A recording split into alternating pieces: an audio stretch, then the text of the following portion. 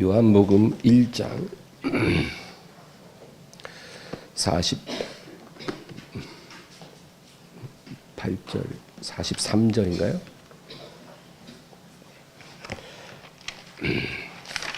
43절부터 2장 11절까지. 오늘 본문이 길기 때문에 읽지 않고 바로 말씀 들어가겠습니다. 물을 아기까지 채우라, 이런 제목으로 말씀을 나누겠습니다. 예수님께서 공생애를 시작하시고 나서 제일 먼저 한 일은 요단강에 가서 요한에게 세례를 받으신 것입니다. 그리고 성령의 충만 받으시고 광야에 들어가 40일 금식하고 마귀에게 시험을 받으신 다음에 이제 본격적으로 사역을 시작하실 때 제일 먼저 하신 일은 12제자를 부르신 것입니다. 예수님의 12제자를 일일이 부르시는데 특별히 요한복음에는 이제 안드레가 그 형제 시몬을 주님께로 데리고 옵니다. 우리가 메시아를 만났다. 그렇게 말하고 시몬을 데려오니까 예수님이 보자마자 장차 너를 개바라 하리라. 반석이라는 뜻이죠. 이 안드레가 형제에게 메시아를 만났다라고 말할 수 있었던 것은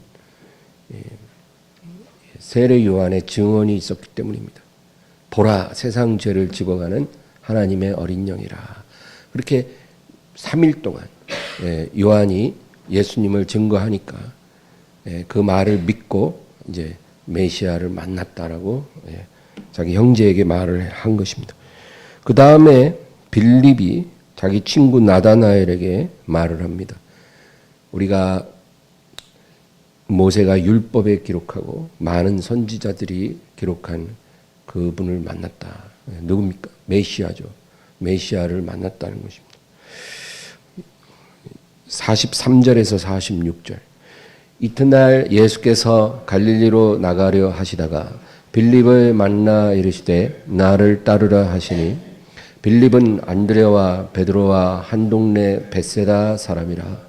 빌립이 나다나엘을 찾아 이르되 모세가 율법에 기록하였고 여러 선지자가 기록한 그 일을 우리가 만났으니 요셉의 아들 나사렛 예수니라. 나다나엘이 이르되 나사렛에서 무슨 선한 것이 날 수 있느냐. 빌립이 이르되 와서 보라라니라. 가장 효과적인 전도는 뭐니 해도 관계 전도죠. 형제가 형제에게 또 친구에게 이렇게 관계 속에서 전도하면 제일 효과가 좋습니다. 예수님의 12제자들도 이렇게 관계 속에서 연결이 되었던 거죠.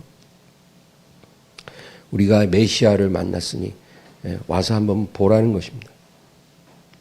근데 이 나다나엘은 자기 친구 빌립이 그렇게 말을 할 때 그 메시아라는 사람이 나사렛 출신이라는 말을 듣고 조금 실망했습니다. 나사렛에서 메시아가 났다고?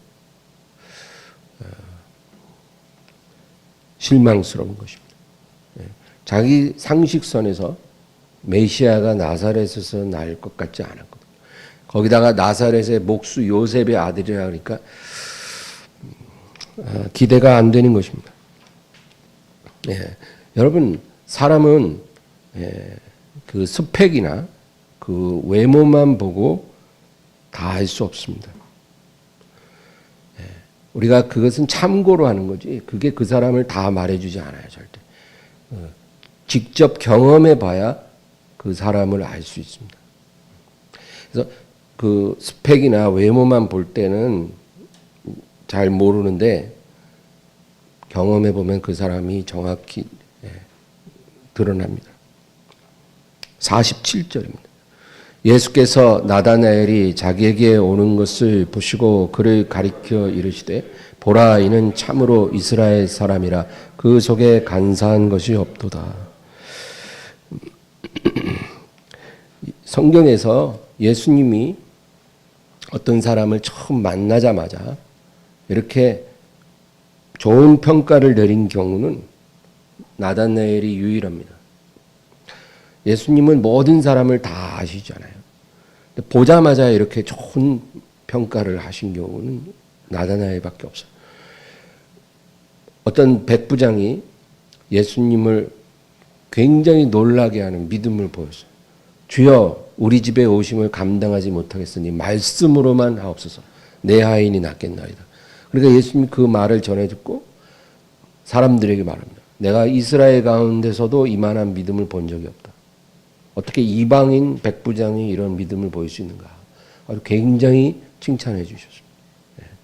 또 어떤 여자가 예수님에게 향유를 부었을 때 사람들이 다 그 여자를 비난했죠. 이 비싼 향유를 이렇게 허비하면 안 된다. 근데 예수님이 뭐라 그래요? 이 여자가 나에게 좋은 일을 행하였다. 칭찬해 주십니다.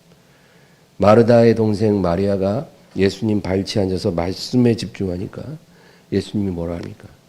저가 좋은 것을 선택하였으니 잃어버리지 아니하리라. 그러니까 항상 어떤 행위를 보시고 칭찬은 하십니다. 그런데 이 나다나엘의 경우는 아예 그냥 처음 만나자마자 뭐라 그러세요? 보라, 이는 참으로 이스라엘 사람이라. 그 속에 간사한 것이 없도다. 나다나엘이 완전한 사람이라서 이렇게 칭찬하신 건 아닙니다. 그는 메시아가 나사렛 목수의 아들이라는 말을 듣고 굉장히 실망을 했던 사람입니다. 그러니까 고정관념을 갖고 사람을 판단하는 그런 평범한 사람인 거예요. 완전한 사람은 아닙니다. 그런데 예수님이 이 나다나엘에게 그 속에 간사한 것이 없다 그렇게 말합니다. 이것은 뭘까요? 그 안에 간사함이 없다. 두 마음을 가지고 있지 않다는 것입니다. 근데 이런 사람이 별로 없습니다. 모든 사람은 마음속에 저울을 가지고 삽니다. 저울. 저울을 가지고 어떤 상황이 나타날 때 그것을 저울질하는 것입니다. 그게 대부분의 사람들의 동일한 모습이에요. 다 저마다의 저울이 있다는 거죠. 취업을 할 때도 저울질하지 않습니까? 내가 A라는 회사에 이제 들어가려고 해서 이제 합격을 했어요. 그래서 이제 뭐랄까 이제 이번 주부터 출근을 하려고 하는데 뒤늦게 B라는 회사에서 또 합격했다는 얘기가 들리는 거예요. 분명히 A라는 회사에 내가 출근하겠다고 말을 했는데도 불구하고 B라는 회사에서 또 합격했다 그러면 저울질을 합니다. 어느 회사가 더 좋을까? 그게 보통 사람의 모습이에요. 결혼을 할 때도 그렇습니다. 누구랑 사귀고 있어요. 잘 진행되면 이제 결혼할 마음도 있는 사람이에요. 근데 갑자기 누가 너 소개팅 한번 안 할래? 선 한번 안 볼래? 누군데? 물어볼 필요도 없는 거잖아요. 누구를 사귀고 있으니까. 근데 누군데? 그러니까 사진 딱 보죠. 너무 마음에 들어. 스펙 다 괜찮아. 지금 사귀고 있는 사람보다 훨 나아 보여. 그러면 어떻게 해요? 이제 저울을 또 꺼내서 양쪽에 달아놓고 저울질합니다. 어떤 사람과 결혼을 해야 내가 좀 더 행복할 수 있을까? 그게 인간의 본성이에요. 교회를 선택할 때도 저울질을 합니다. 그런데 문제는 저울을 자주 쓸수록 삶은 고단하다는 것입니다. 이 저울을 자주 꺼내 쓸수록 삶이 고단합니다. 왜냐하면 이 저울이 정확하지 않기 때문에 그래요. 저울이 정확하면 뭔 문제가 있겠어요. 정확한 저울은 하나님만 갖고 계십니다. 우리가 갖고 있는 저울들은 정확치가 않아요. 그래서 딱 달았는데 이쪽 오른쪽이 기울었잖아요. 그래서 오른쪽을 선택했는데 나중에 지나고 보니까 왼쪽이 더 좋은 거였어요. 그러니까 저울을 자주 쓸수록 고단한 삶입니다. 삶이 자꾸 힘들어져요. 복잡해져요. 그런데 이 나다나엘은 이 저울을 갖고 있지 않은 사람이었어요. 굉장히 드문 사람입니다. 저울이 없어요, 이 사람에게. 그럼 뭘 말할까요? 그냥 자기에게 주어진 길이 자기가 갈 길인 거예요. 내 앞에 있는 그 길이 그냥 내가 갈 길이라는 거예요. 뭐 또 딴 길 없어? 이런 거 아니에요, 그 사람은. 그냥 내가 내 앞에 딱 놓여진 길이 내가 갈 길이고 내 앞에 열려있는 문이 내가 들어갈 문이에요. 뭐 그 문 외에 또 딴 문 안 열렸나? 또 두리번 거리고 또 한 문이 열려 있으면 어느 문으로 가지 이렇게 저울질하지 않고 내 눈앞에 딱 보여진 그 문을 통해 들어가는 사람인 것입니다. 다른 사람이 어느 길로 가는지 그런 건 관심 없어요. 다른 사람이 어떤 것을 가지고 있는지 그것도 중요하지 않아요. 그냥 내가 갖고 있는 것이 내 것이고 내가 갖고 있지 않으면 내 것이 아닌 거예요. 내 앞에 열려진 그 길, 그 문이 바로 내가 가야 될 길이고 문인 거예요. 예수님은 나다나엘이 이런 사람인 줄 알고 계셨어요. 그래서 딱 보자마자 이는 참 이스라엘 사람이라. 그 속에 간사한 것이 없도다. 48절 49절 나다나엘이 이르되 어떻게 나를 아시나이까? 예수께서 대답하여 이르시되 빌립이 너를 부르기 전에 내가 무화과 나무 아래에 있을 때 보았노라. 나다나엘이 대답하되 랍비여 당신은 하나님의 아들이시오 당신은 이스라엘의 임금이로소이다. 아멘. 이런 사람은요 믿음도 쉽게 들어갑니다. 의심이 없으니까 마음이 딱 하나니까 저울질을 안 하니까 믿음도 쑥쑥쑥 잘 들어갑니다. 이 나다나엘은 예수님이 자기를 보자마자 그 속에 간사한 것이 없도다 하셨을 때 굉장히 놀랐습니다. 어떻게 이렇게 나를 정확히 꿰뚫어 보셨을까 놀랐습니다. 그래서 어떻게 나를 아십니까 하니까 빌립이 너를 부르기 전에 네가 무화과 나무 아래에 있지 않았느냐. 내가 그때부터 너를 보았다. 그러니까 이 나다나엘이 깜짝 놀라서 뭐라고 고백해요? 당신은 하나님의 아들이요 이스라엘의 왕이십니다. 그러니까 온전히 믿는 사람이 할 수 있는 고백을 하는 겁니다. 만나자마자 이런 믿음이 쑥 들어와서 예수님께 온전한 고백을 할 수가 있는 겁니다. 여러분 사실 주님은 나다나엘이 무화과 나무 아래에 있을 때만 그를 보신 게 아니죠. 그가 태어나기 전부터 그를 보셨습니다. 그게 진실입니다. 성경을 볼까요? 시편 139편 16절. 내 형질이 이루어지기 전에 주의 눈이 보셨으며 나를 위하여 정한 날이 하루도 되기 전에 주의 책에 다 기록이 되었나이다. 여러분 성경은 우리가 어머니 모태에 딱 형성되기 전부터 하나님이 우리를 보셨고 다 아셨다는 거예요. 우리의 이름, 우리의 형체, 우리의 일생까지 다 아신 거예요. 우리가 이 세상에 태어나 하루도 되기 전에 이미 주의 책에 우리의 일생이 기록이 된다는 거죠. 예레미야 1장 5절. 내가 너를 모태에 짓기 전에 너를 알았고 네가 배에서 나오기 전에 너를 성별했고 너를 여러 나의 선지자로 세웠노라 하시기로. 예레미야에게만 하신 말씀이 아니라 구원받을 모든 후사들에게 동일하게 말씀하신 것입니다. 다시 본문 50절 51절. 예수께서 대답하여 이르시되 내가 너를 무화과 나무 아래에서 보았다 하므로 믿느냐? 이보다 더 큰 일을 보리라. 또 이르시되 진실로 진실로 너희에게 이르노니 하늘이 열리고 하나님의 사자들이 인자 위에 오르락 내리락 하는 것을 보리라 하시니라. 내가 너에게 이렇게 작은 표적을 보여줬는데도 네가 나를 온전히 믿느냐? 앞으로 이보다 더 큰 일도 보리라. 지금 예수님이 나다나엘에게 무화과 나무 아래에 있을 때 내가 너를 봤다. 몇 시간 전에 너가 무화과 나무 아래 혼자 있을 때 내가 너를 봤다라고 말씀하신 것은 아주 작은 표적이에요. 나다나엘이 받아들일 수 있을 만큼의 아주 작은 표적을 보여주신 건데 그거 하나에 네가 이렇게 나를 믿느냐? 앞으로 너는 더 큰 일을 보게 될 것이다. 그렇게 말씀하는 것입니다. 여러분, 믿는 자에게 주님은 더 많은 것을 보여주신다고 말씀하십니다. 그래서 작은 믿음이 큰 믿음 되는 거예요. 작은 표적을 보고 믿은 사람은 더 큰 표적도 경험하게 되는 것입니다.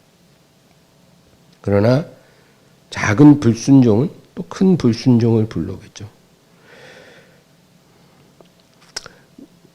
이렇게 나다나엘 같이 작은 표적을 믿고 주님의 칭찬을 받는 사람이 있고 또 반대로 의심하고 저울질하고 뒷걸음치는 사람도 있습니다. 주님이 부르셔도 오질 않아요. 의심합니다. 뒷걸음칩니다. 저울질합니다. 지금 내가 가는 게 나에게 유익할지 아닐지 저울을 자꾸 들고 저울질을 하는 사람, 그런 사람은 두 마음을 품어 정함이 없는 자입니다. 어떤 표적도 볼 수가 없는 거예요. 하나님께서는 우리 마음 중심을 정확히 아시고 우리 안에 있는 그것을 따라 우리에게 영광을 보이기도 하시고 아무것도 보여주지 않으실 수도 있는 것입니다. 그래서 주님이 부르실 때 나다나엘 같은 그런 간사함이 없이 주님을 따를 수 있는 사람이 복이 있는 사람인 것입니다. 로마서 1장 17절 복음에는 하나님의 의가 나타나서 믿음으로 믿음에 이르게 하나니 기록된 바 오직 의인은 믿음으로 말미암아 살리라 함과 같으니라. 복음을 듣고 그것을 믿는 사람은 더 큰 믿음으로 인도받는 것입니다. 더 깊은 믿음에 들어가는 것입니다. 하나님 말씀이 들렸을 때 믿음으로 응답하면 그 믿음이 더 깊은 믿음으로 우리를 이끌어가요. 그래서 믿음이 점점 더 깊어지고 커져가는 것입니다. 작은 믿음으로 시작했는데 나중에 큰 믿음이 됩니다. 시작은 미약했는데 심히 창대하게 되는 거예요. 이게 참으로 복받은 사람의 모습입니다. 그래서 우리의 믿음이 갈수록 더 깊어져야 됩니다. 그러나 그런 사람 별로 많지가 않아요. 대부분의 성도들을 보면 그 믿음이 딱 정체돼서 이제 딱딱하게 굳어버린 사람이 많아요. 그건 뭐예요? 죽은 믿음입니다. 자라지 않은 순간 그건 죽은 거예요. 교회는 너무너무 오래 다녔어요. 30년 다니고 40년 다니고 일평생 교회를 섬겼다고 본인이 그렇게 자랑을 하지만 그러나 그 믿음이 딱딱하게 굳어져서 더 이상 자라지 않아요. 더 성숙해지지 않아요. 더 깊어지지 않아요. 하나님을 더 이상 기쁘게 하는 믿음이 아니에요. 그런 죽은 믿음을 가지는 사람들이 얼마나 많습니까? 주님이 안타까워하십니다. 이것은 내가 원했던 모습이 아니야. 내가 이 사람에게 원했던 것이 아니야. 근데 그런 상황에 처한 사람들이 너무나 많습니다. 이 자리에 있는 저와 여러분은 그렇게 안 될 사람이라 이 자리에 있는 거예요. 제가 아부하려고 그런 게 아니라 진짜예요.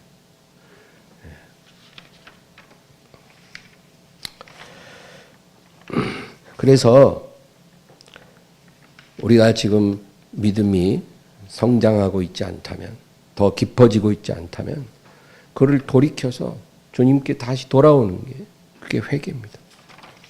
회개가 우리를 살리는 것입니다. 어떤 사람은 인생에 많은 시련을 당하면 자기 발로 주님께 다가오는 사람이 있습니다. 제가 그런 케이스. 저는 누가 전도해서 교회를 간 게 아니고 대학생 시절에 너무너무 힘든 상황에서 제 발로 교회를 갔어요. 거기 가야 뭔가 살 것 같은 생각이 들었어요. 그래서 그냥 갔어요. 아무것도 모르고. 그때부터 지금까지 이제 교회를 계속 다닙니다. 예, 이런 사람도 있고요.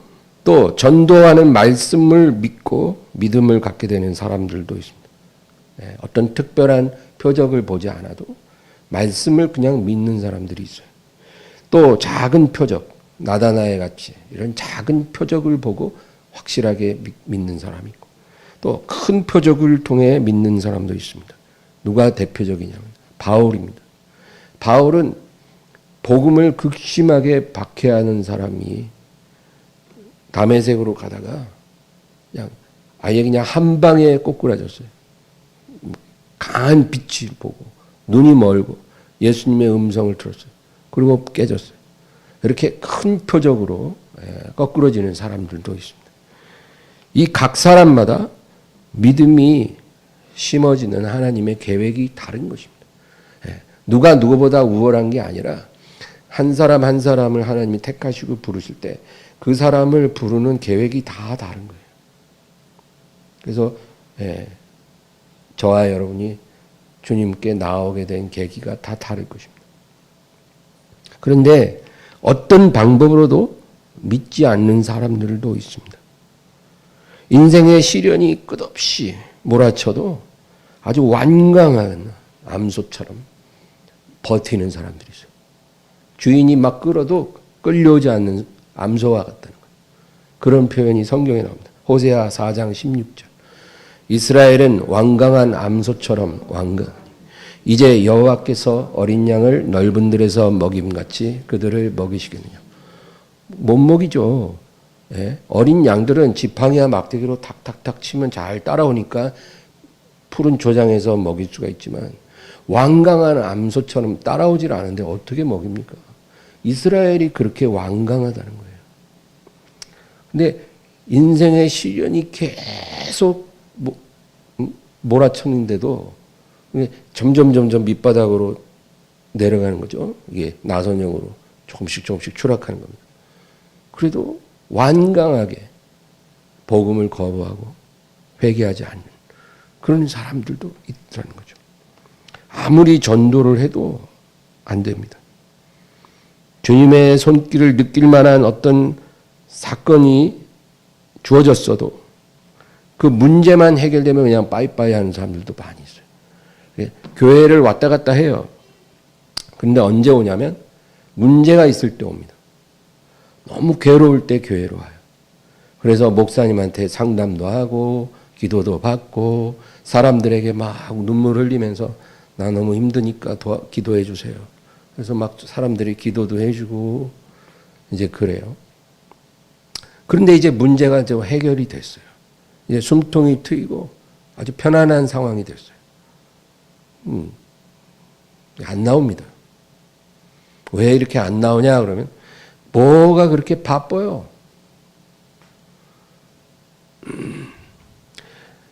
바쁘다고 하나님을 멀리하는 것은 있을 수 없는 일입니다. 그러면 안 바쁠 때만 하나님을 찾는 그런 하나님이신가요? 문제가 있어서 괴로울 때만 찾는 분인가요? 그건 아니죠. 하나님이 괴로움을 주시고 문제를 해결해 주실 때는 그것을 계기로 그 표적으로 삼아서 예수님을 따르도록 우리를 부르신 거죠.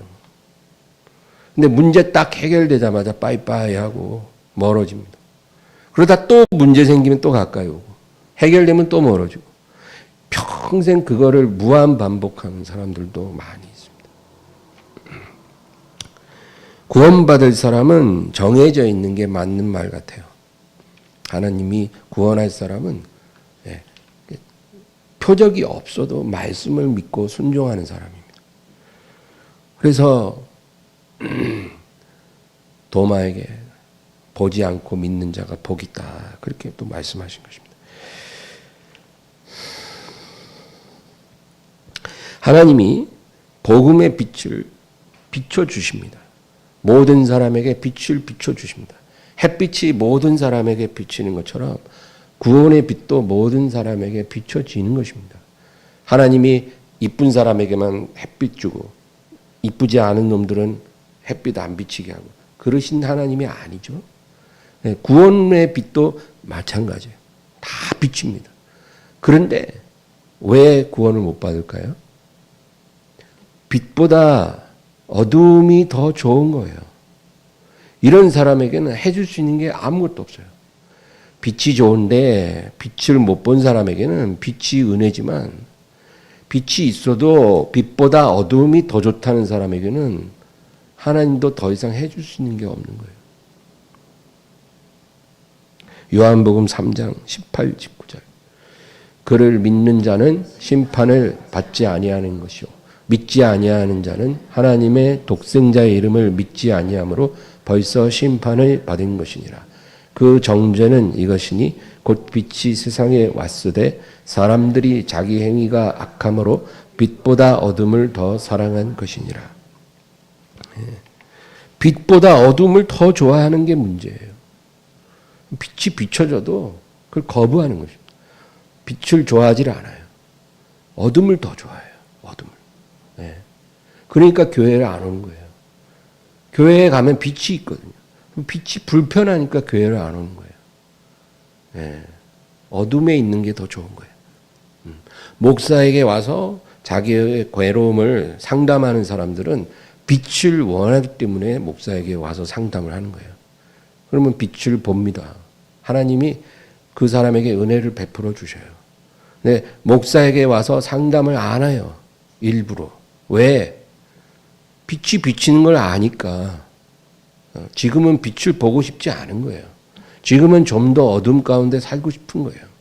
그러니까 안 하는 것입니다. 오늘 본 요한복음 이제 2장으로 가겠습니다. 2장 1절에서 3절. 사흘째 되던 날 갈릴리 가나에 혼례가 있어 예수의 어머니도 거기 계시고 예수와 그 제자들도 혼례 청함을 받았더니 포도주가 떨어진지라 예수의 어머니가 예수에게 이르되 저들에게 포도주가 없다 하니 예수님이 이 세상에 오셔서 행하신 기적은 수천 가지입니다. 3년 반 동안. 어쩌면 그 공생애 이전에도 예수님은 기적을 행하셨을 수 있어요. 수천 번 기적을 행하셨는데 그 중에 복음서에 기록된 기적은 35가지입니다. 35가지의 기적만 성경에 나와 있어요. 그런데 그 35개 중에 7개의 기적만 요한이 엄선해서 성령의 감동으로 요한복음에 기록했습니다. 그래서 그것을 세븐 미러클이라고 그래요. 근데 이 세븐 미러클의 첫 번째 기적이 물을 포도주로 바꾼 그 기적입니다. 여러분, 이 갈릴리 사람들의 결혼 풍습 조금 독특한 게 있습니다. 갈릴리 사람들은요, 이제 결혼을 어떻게 하냐면 남자와 이제 여자가 이제 약혼을 합니다. 약혼을 하고 나서 이제 1년 정도 서로 떨어져 삽니다. 그리고 이제 이 신랑이 그 1년 동안 집을 준비해요. 같이 살 집을 다 준비합니다. 그리고 이제 어느 날 갑자기 예고 없이 이제 신부 집을 방문하죠. 신랑이로다. 그러면 이제 신부가 이제 등불 밝혀 들고 신랑을 맞이하고, 그리고 이제 신랑이 신부를 인도해서 자기가 예비한 집으로 데려가는 거예요. 그리고 이제 일주일 동안, 7일 동안 혼인잔치를 엽니다. 그때는 이제 모든 가족, 또 친척, 친구들 다 초대해서 거기서 이제 혼인잔치를 하는 거죠. 그 혼인잔치에 가장 중요한 음식이 포도주입니다. 포도주. 이스라엘 사람들은 물이 깨끗하지가 않았기 때문에 포도주를 물처럼 마시는 그런 문화입니다. 포도주가 제일 중요합니다. 결혼잔치를 7일 동안 하니까 얼마나 많은 포도주가 필요하겠어요. 그래서 포도주를 넉넉히 준비하죠. 그런데 문제는 잔치가 한창일 때 포도주가 없는 겁니다. 뭔가 이 신랑이 포도주를 준비할 때 계산이 착오가 일어난 것 같아요. 하객이 너무 많이 왔든지 아니면 사람들이 마실 포도주를 잘못 계산해서 포도주가 너무 적게 준비가 되었던 거예요. 그래서 중간에 포도주가 다 떨어졌습니다. 그때 어디서 포도주를 가져오기도 어려운 상황이 된 거예요. 그런데 이 상황을 마리아가 알고 자기 아들인 예수님에게 저들에게 포도주가 떨어졌다라고 알려준 겁니다. 왜 그랬을까요?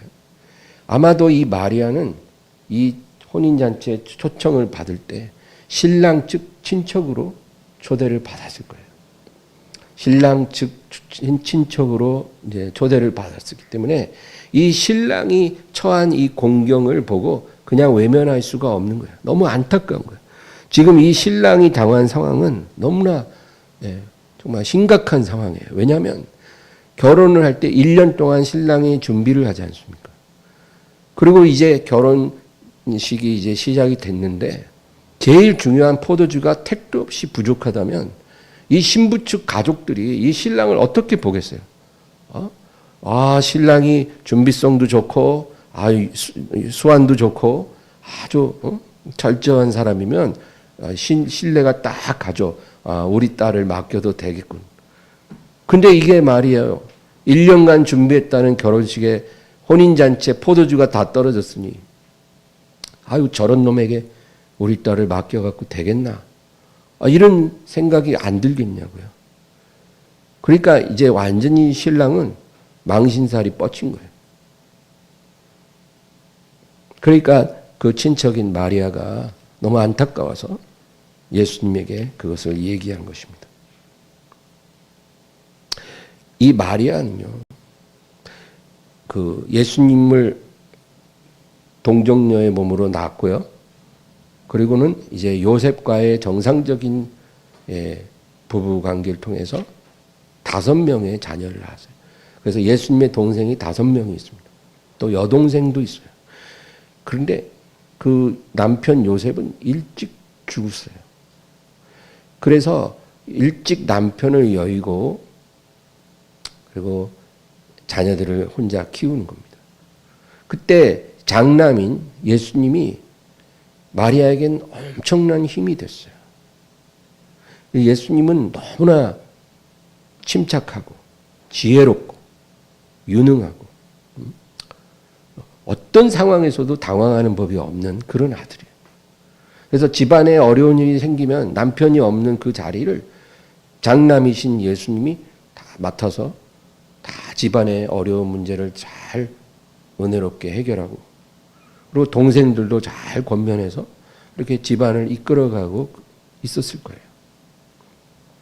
그러니까 마리아는 예수님을 통해서 어려운 일들을 많이 해결했었기 때문에 지금 이 상황도 예수님에게 말을 하면 해결할 수 있을 거라는 그런 기대가 있는 거죠. 4절 보겠습니다. 예수께서 이르시되 여자여 나와 무슨 상관이 있나이까 내 때가 아직 이르지 아니하였나이다. 여기 우리가 성경 읽다 보면 좀 혼란스러운 게 자기 어머니를 여자여 이렇게 부릅니다. 어머니 이렇게 불러야 되잖아요. mother 이렇게 불러야 되는데 woman 여자여 자기 어머니를 이렇게 부르는 아들이 있어요. 좀 이상한 생각이 들죠. 이 말은 이 호칭은 예수님과 마리아의 관계를 드러내는 말입니다. 예수님과 마리아의 관계는요 평범한 모자 관계는 아니에요. 왜냐하면 성경에 여러 가지로 힌트가 나와요. 예수님이 12살이 됐을 때 부모님과 함께 유월절을 지키러 예루살렘에 왔다가 이제 제사 드리고 돌아갑니다. 근데 이제 너무나 많은 사람들이 명절을 지키고 돌아가기 때문에 북새통에 아들이 어디 있는지 몰랐던 거예요. 근데 보니까 없어요. 그래서 다시 12살 된 아들 예수를 찾으러 3일 동안이나 다시 온 길로 돌아가서 헤매다가 그 아들 예수가 성전에서 랍비들과 율법학자들과 토론하고 있는 것을 본 거예요. 그러니까 이 부모가 아들에게 와서 얘야 너 왜 여기 있는 거야? 우리가 가다가 너 없어서 얼마나 걱정해서 3일 동안이나 너를 찾아다니지 않았느냐. 그러니까 그리고 성경에 보면 아버지가 너를 얼마나 걱정했는지 아느냐 그런 거예요. 그러니까 예수님이 뭐라고 대답하냐면 내가 내 아버지 집에 있어야 될 줄을 모르셨나이까. 그 말은 뭐냐면 지금 3일 동안이나 아들을 찾아다닌 그 목수 요셉이 아버지가 아니고 진짜 내 아버지는 이 성전의 소유권자, 성전에 계신 아버지가 내 아버지 집이고 이곳이 내 아버지 집인데 내가 여기 있는 게 뭐가 문제입니까? 그 얘기예요. 12살짜리가 그렇게 대답을 해요. 누가복음 2장 49절. 예수께서 이르시되 어찌하여 나를 찾으셨나이까? 내가 내 아버지 집에 있어야 될 줄을 알지 못하셨나이까? 하시니. 그러니까 이미 12살 때부터 예수님은 하늘 아버지와 아들의 그 관계성 속에 계신 거예요. 예, 이 땅에서 법적으로는 요셉과 마리아의 보호 아래에서 성장하고 계셨지만 예수님은 자기 아버지가 하늘에 계신 아버지라는 것을 분명히 알고 계신 거죠. 누가복음 11장 27, 28절. 이 말씀을 하실 때 무리 중에서 한 여자가 음성을 높여 이르되 당신을 뵌 태와 당신을 먹인 젖이 복이 있나이다 하니 예수께서 이르시되 오히려 하나님의 말씀을 듣고 지키는 자가 복이 있느니라 하시니라. 예수님이 한창 사역 중에 계실 때 한 여자가 큰 소리로 뭐라 그러냐면 당신을 뵌 태와 당신을 먹인 젖이 복이 있나이다. 그러니까 당신의 모친이 참으로 복 있는 여자라는 거예요. 당신 같은 아들을 낳았으니까. 마리아가 복되다 이 말이에요. 그러니까 예수님 뭐라고 대답해요? 오히려 그렇지 않다 이 말이에요. 오히려 하나님의 말씀을 듣고 지키는 자가 더 복 있다는 거예요. 나를 낳고 기른 마리아보다 하나님의 말씀을 지금 듣고 지키는 이 사람들이 더 복 있는 사람이다. 하나님 앞에. 놀라운 말이죠. 카톨릭 교회가 명심해야 될 구절이에요. 마리아가 복 있다 그러는데 그 성모 마리아보다 하나님 말씀 듣고 지키는 성도 한 사람이 더 복 있는 사람. 하나님 앞에서.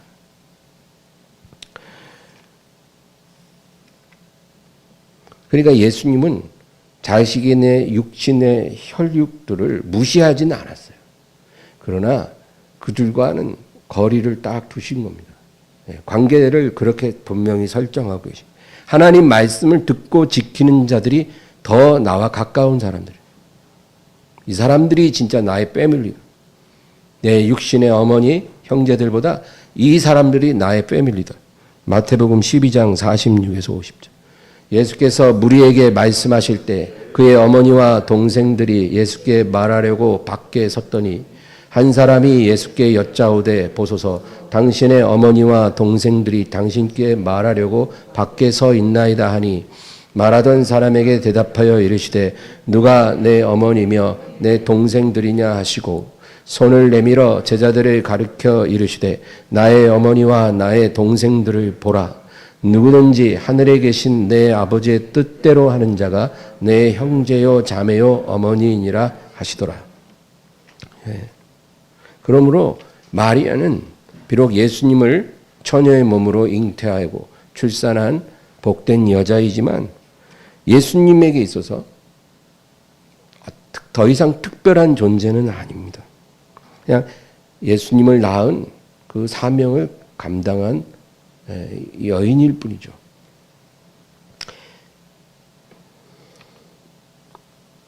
예수님에게는 오직 하늘 아버지와의 그 깊은 유대감, 그게 중요한 거예요. 나의 양식은 나를 보내신 아버지의 뜻을 이루고 행하는 이것이니라.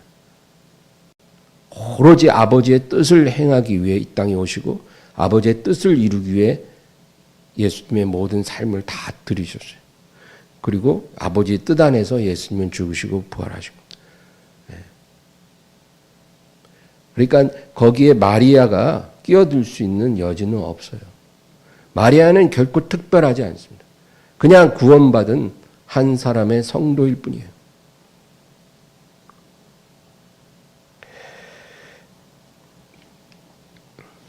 그리고 마리아도 예수님이 어떻게 탄생했는지를 알고 있기 때문에 예수님이 자기를 여자여 이렇게 불러도 아무렇지도 않았을 거예요. 예수님은 자기가 정상적으로 낳은 아들이 결코 아니라 천사가 와서 수태고지하고 이름도 지어주고 처녀의 몸에서 낳은 너무나 특별한 아들이죠. 자기 아들이 아닙니다. 그러니까 여자여 불러도 다 이해를 하겠죠. 다시 4절 보겠습니다. 예수께서 이르시되 여자여 나와 무슨 상관이 있나이까 내 때가 아직 이르지 아니하였나이다. 그렇죠? 지금 이 상황이 나랑 무슨 관련이 있습니까?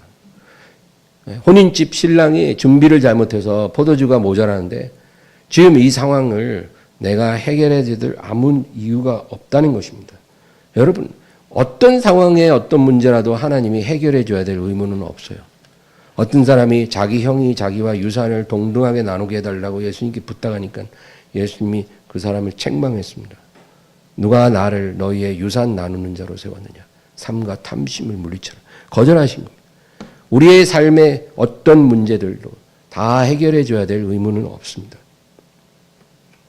어떤 사람이 자동차를 몰고 다니는데 기름을 제때제때 주유 안 했어요. 막 빨간불 들어왔는데도 그냥 막 몰다가 차가 길에 서버렸어요. 그걸 하나님 도와주세요. 차가 이렇게 됐습니다. 기도한다고 되나요? 그런 기도는 참으로 합당치 않아요. 그냥 빨리 보험회사 전화해서 30분 긴급 출동 서비스 부르는 게 제일 좋은 방법이에요. 뭐 기도해서 어쩌려고요. 지가 빨간불 보고도 며칠 동안 기름도 안 넣고 다녀놓고 뭘 도와달래. 그런 케이스예요. 나랑 아무 상관이 없습니다, 여자요. 왜 제가 이 포도주를 해결해야 합니까? 또 지금은 제가 사역을 할 때도 아직 안 됐습니다. 그렇게 말씀하십니다. 5절 그의 어머니가 하인들에게 이르되 너희들에게 무슨 말씀을 하시든지 그대로 하라 하니라. 이 캐톨릭 교회는요, 이 구절을 근거로 뭐라 그러는지 아세요? 우리가 하나님께 무엇을 구할 때 예수님에게 구하는 것보다 마리아에게 구하는 게 더 효과적이라는 거예요. 예수님은 굉장히 까칠한 분이기 때문에 우리가 구하는 거 다 안 들어준다는 거예요. 성경에도 보면 까칠하다는 거예요. 유산 나누게 해달라 해도 거절하시고, 그죠? 여기서도 까칠한 것 같잖아요. 내가 왜 포도주를 해결해야 합니까? 근데 어머니한테 부탁하니까 해결되더라는 거예요. 그러니까 예수한테 기도하지 말고 성모 마리아에게 기도하라는 거예요. 이게 말이 되는 소리입니까? 이 구절의 본질은 주님이 우리에게 무슨 말씀을 하시든지 순종하는 것이 문제 해결의 열쇠다는 것. 어떤 공경에 처했어요? 내 힘으로 해결할 수 없어요? 그때 주님께서 우리에게 무엇을 말씀하시든지 순종하는 게 문제 해결의 가장 빠른 길이에요. 그걸 우리에게 말해주고 싶은 거예요.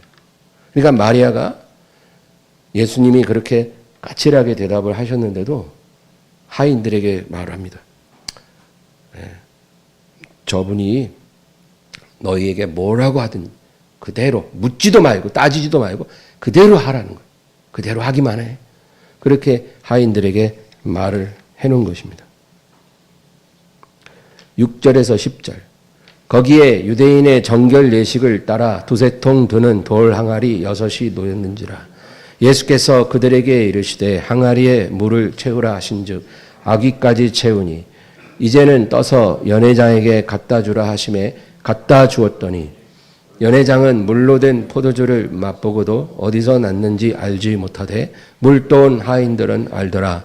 연회장이 신랑을 불러 말하되 사람마다 먼저 좋은 포도주를 내고 취한 후에 낮은 것을 내거늘 그대는 지금까지 좋은 포도주를 두었도다 하니라.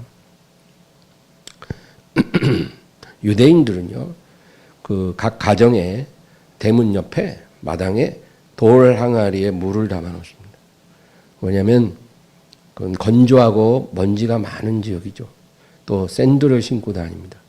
그래서 집에 들어오면 일단은 그 돌 항아리에 물바가지로 손도 씻고 발도 씻고 그러고 이제 집에 들어와 식사도 하고 이렇게 하는 겁니다. 그게 유대인들의 생활 풍습이에요. 손발을 씻기 위해 물항아리가 있는 것입니다. 근데 지금 혼인잔치에 사람들이 많이 오잖아요. 그러니까 하나만 있어도 왜 항아리가 6개나 딱 놓여져 있는 겁니다. 근데 예수님께서 하인들에게 말합니다. 저 항아리에 아귀까지 물을 채우라. 그래서 하인들이 그거를 순종했어요. 그리고 이 물을 떠서 연회장에게 갖다 주라. 근데 보니 벌써 아주 향긋한 포도주 향기가 납니다. 그 물들이 순식간에 포도주로 변화된 겁니다.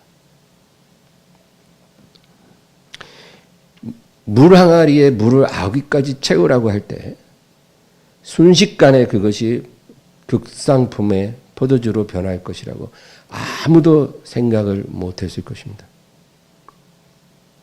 여러분, 하나님은 우리가 충분히 예측할 수 있는 어떤 일을 우리에게 요구하시는 법은 별로 없어요.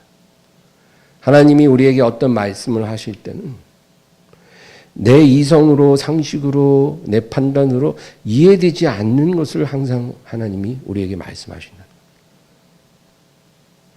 그때 따지고 저울질하고 그러면 우리는 하나님 말씀에 순종하기가 어려워요. 그냥 묻지도 말고 따지도 말고 저울질하지도 말고 말씀하신 대로 그냥 단순하게 어린아이처럼 믿고 순종하는 게 제일 중요합니다. 이게 무엇을 의미하는지 나는 모르나 주는 아실 것이다.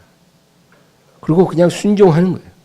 어떤 귀의 음성이 들려서가 아니라 내 앞에 열려진 환경이 하나님의 음성이에요, 여러분. 우리가 그렇게 살아야 돼요. 맨 귀에 뭐가 들릴 때까지 기다리는 사람이 있는데 그런 사람 평생 못 들어요. 우리가 듣고 싶다고 들리는 게 아니라 그냥 하나님이 말을 해야 들리는 거예요. 이사야, 예레미야, 에스겔 선지자에게 하나님의 음성이 임했던 세례 요한에게 하나님의 말씀이 임한 거는 하나님이 말을 하니까 그들에게 임한 거지 우리가 원한다고 말씀하시는 건 아니거든요. 그러니까 하나님의 말씀을 들으려고 기다리지 말고 귀는 항상 열고 있되 내 앞에 환경으로 하나님이 인도하시는 게 중요하다는 걸 알아야 돼요. 내 앞에 열린 길로 가야 되는 거예요. 열린 길로. 어떤 사람이 직업을 못 구해요. 직업이 없어. 직업 구하기가 너무 힘들어. 근데 내가 원하는 건 1번, 2번, 3번 딱 조건이 있어요. 이 세 가지 다 채워지는 것을 하나님이 주실 때까지 기다리겠다는 거예요. 그런 일은 없어요. 하나님이 내 앞에 열린 것을 주시면 그냥 믿음으로 가야 돼요, 일단. 그게 묻지도 따지지도 저울질하지도 말고 물을 아귀까지 채우라는 말씀이에요. 하나님이 그렇게 하라고 하면 그렇게 해야 되는 거예요. 그러면 하나님의 영광이 나타나는 것입니다. 우리가 예측할 수 없는 방법으로 하나님은 우리를 구원해 주시는 것입니다. 야고보 1장 4절 인내를 온전히 이루라. 이는 너희로 온전하고 구비하여 조금도 부족함이 없게 하려 함이라. 온전히 이루라 이 말이 아기까지 채우라 같은 의미입니다. 인내를 아기까지 채우라. 하나님이 그렇게 말씀하셨으면 인내를 절반만 채우지 말고 이빠이 채우라는 거예요. 이빠이. 그냥 찰랑찰랑 넘칠 직전까지 채우라는 거예요. 하나님이 나에게 지금 요구하시는 것을 아기까지 채우라고 하시면 순종해야 합니다. 그것이 인내가 됐든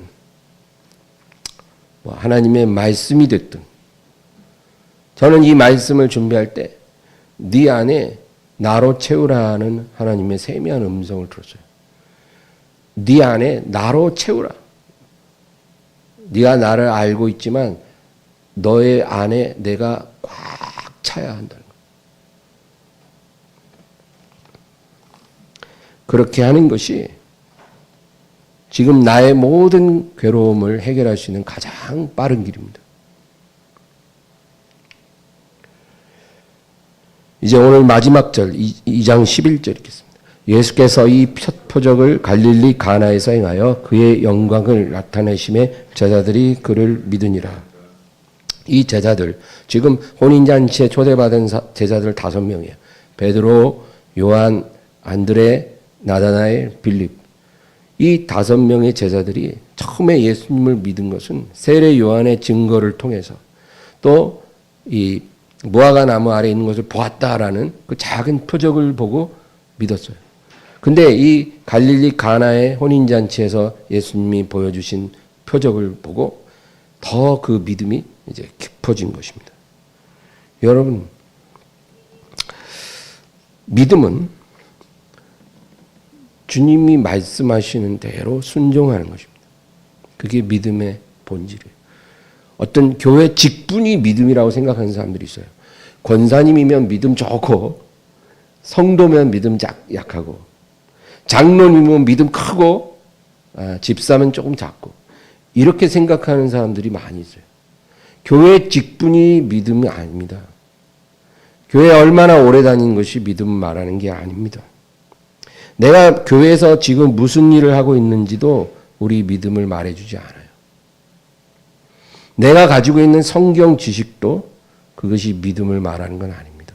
성경을 아주 해박하게 알아도 믿음이 하나도 없는 사람이 있어요.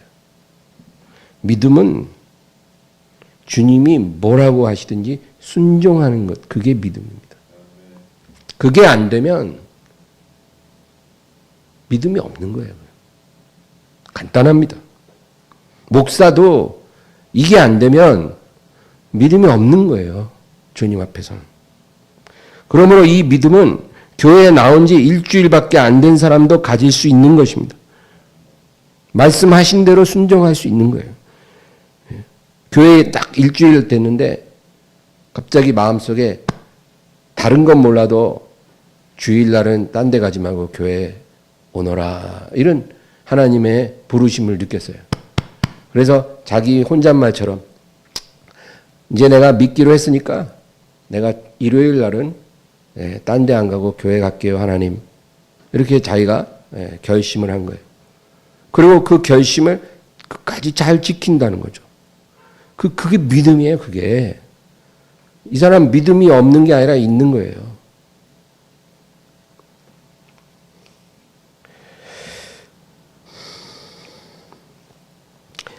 물을 아기까지 채우는 것이 어려운 일이고 순종하기 불가능한 일이었으면 주님께서 그렇게 하라고 하지 않았을 것입니다.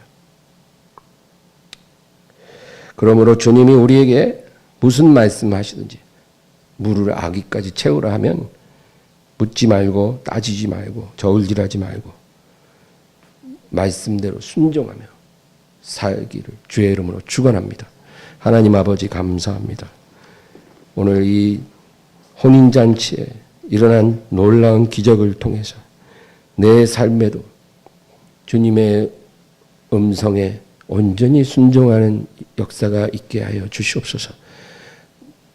돌 항아리에 물을 아기까지 채우라 하실 때 그 말을 듣고 이해할 수 없는 명령이라고 거절했다면 정말 아무 일이 일어날 수가 없었을 것입니다. 주님, 이 기적이 내게도 동일하게 일어나게 하옵소서.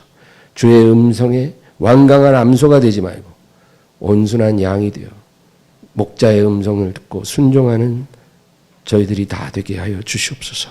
예수님의 이름으로 기도합니다.